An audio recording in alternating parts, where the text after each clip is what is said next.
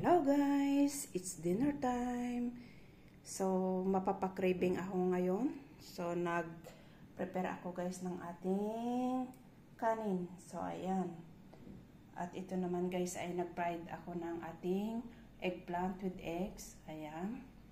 So, katsilim kung tawagin dito sa Israel. At may sausawan tayo dito na soy sauce with lemon. Ayan. At meron tayo ditong chicken breast na inoven natin.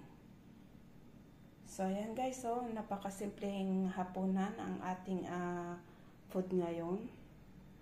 So, ayan.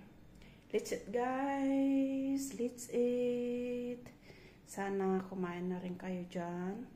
Ayan. Dinner time na. So, maraming salamat guys sa panunod ng aking mga videos. Kita-kita kits guys sa sunod ko pa mga videos. Maraming salamat guys. Bye-bye.